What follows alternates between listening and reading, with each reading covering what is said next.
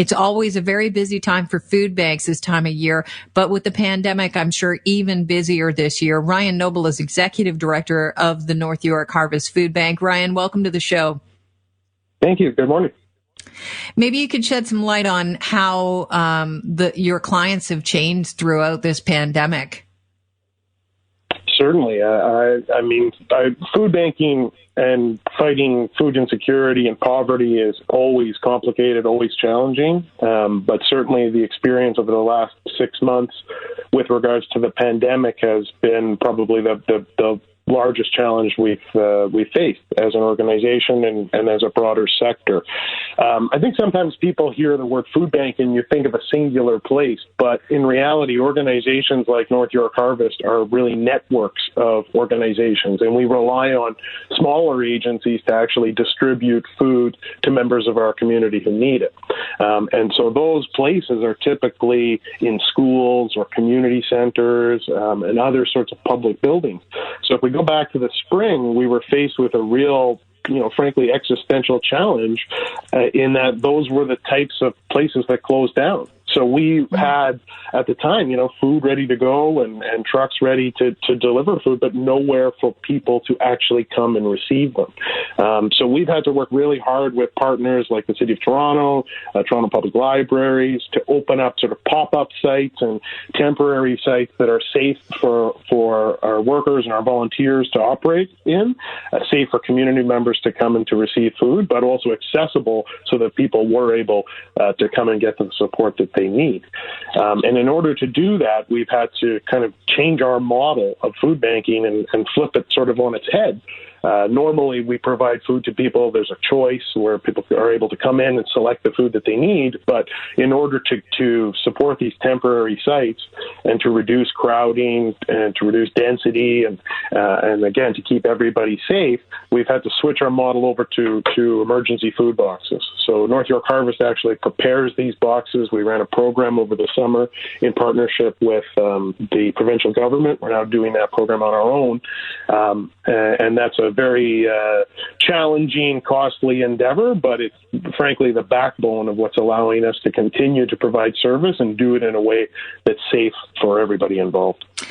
I would imagine one of the other challenges you faced were the fact that most food banks are staffed by volunteers, and most volunteers are retirees. How has that volunteer and the people that are volunteering changed throughout this pandemic?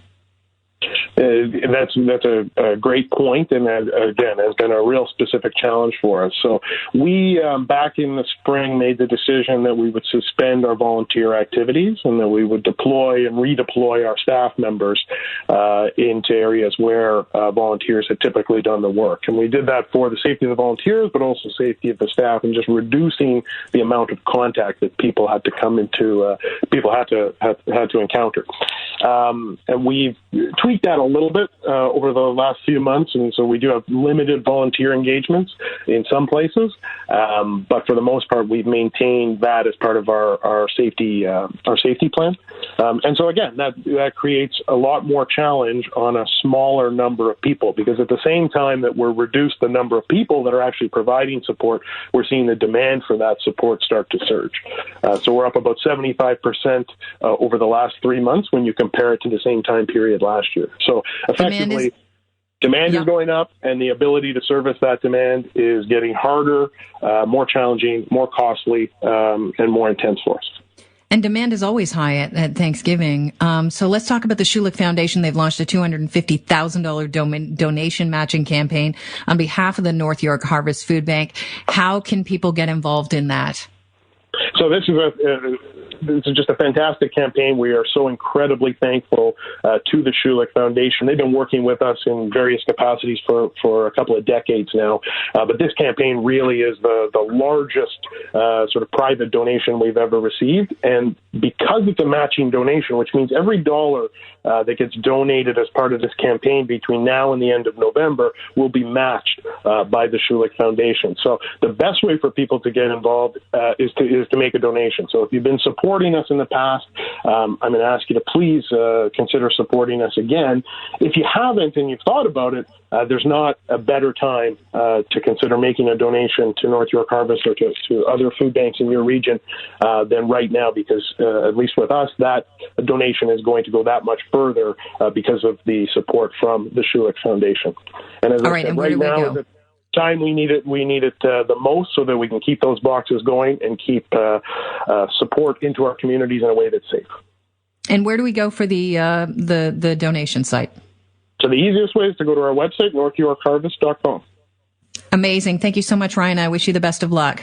Thanks, Kelly. Same to you. Have a great day. That's Ryan Noble, Executive Director of North York Harvest Food Bank.